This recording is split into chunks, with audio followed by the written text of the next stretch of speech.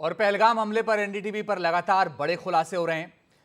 अब तक के 4 बड़े खुलासों की बात करते हैं। पहला खुलासा हमने इस हमले में शामिल टेरर मॉड्यूल का किया।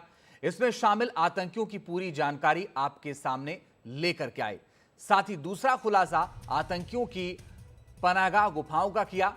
यहां हमारी टीम पहुंची, यहां आतंकी वारदात को अंजाम देकर छिपते रहे हैं। तीसरा खुलासा यह कि आतंकी आदिल इस हमले में शामिल पाकिस्तानी आतंकियों की मदद कर रहा था और वही उन्हें सीमा पार से यहां लेकर आया था और पनाह दी थी।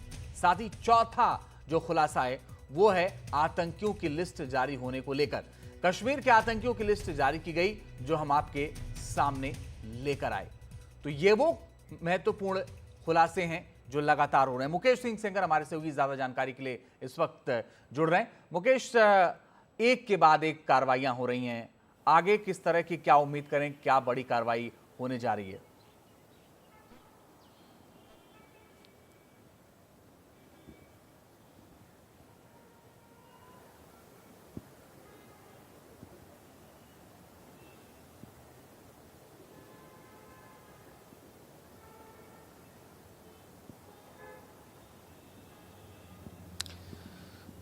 देखिए, ये जो 22 अप्रैल को पहलगाम में हमला हुआ था उसके बाद से ये बात सामने आई कि जो लश्कर-ए-तैयबा है, जो पाकिस्तानी आतंकवादी संगठन है, उसका जो मॉड्यूल है जेएंडके में, उस मॉड्यूल में कुछ लोकल टेररिस्ट जो है वो भी शामिल हैं जिन्होंने इस संगठन को ज्वाइन किया है।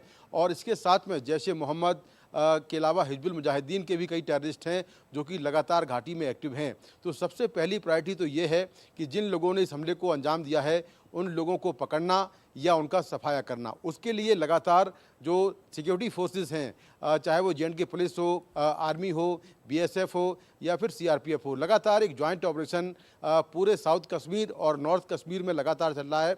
जहां खास तौर से पहलगाम का इलाका जहां ये हमला हुआ उसके आसपास के जो जंगल हैं वहां पर लगातार जो कॉम्बिंग है वो चल रही है।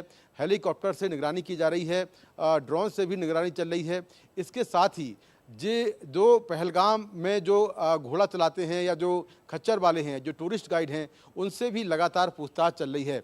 अब तक केवल अनंतनाग में करीब 180 खच्चर वालों को, घोड़े वालों को और टूरिस्ट गाइड को डिटेन किया गया है और उससे पूछताछ चल रही है, क्योंकि दहशत घाटी में जो टेररिस्ट गए थे कहीं ना कहीं उन्होंने घोड़े का प्रयोग किया होगा या फिर खच्चर का प्रयोग किया होगा, या फिर वो बाइक से अंदर गए जैसा कि हमने कहा था। तो किस तरह से वहां पर पहुंचे हैं इसको लेकर कोई सुराग मिले, इसीलिए काफी लोगों से पूछताछ चल रही है। पूरे जेएंडके में अब तक 1,500 से ऊपर लोगों को प्रिवेंटिव डिटेन किया गया है, उनसे भी पूछताछ चल रही है। इसके साथ ही जो टेररिस्ट हैं, खासतौर से जो लोकल टेररिस्ट हैं, उनके ठिकानों पर लगातार जो सिक्योरिटी फोर्सेस हैं वो दबिश दे रहे हैं। उनके घरों को विस्फोट से उड़ाया जा रहा है और अब तक करीब 10 लोकल टेररिस्ट के घरों को विस्फोट से उड़ा दिया गया है और उनके तलाश के लिए लगातार जो कॉम्बिंग है वो लगातार जारी है। जी ठीक, आप नजर बना के रखिएगा, आगे लगातार आपसे अपडेट लेते रहेंगे।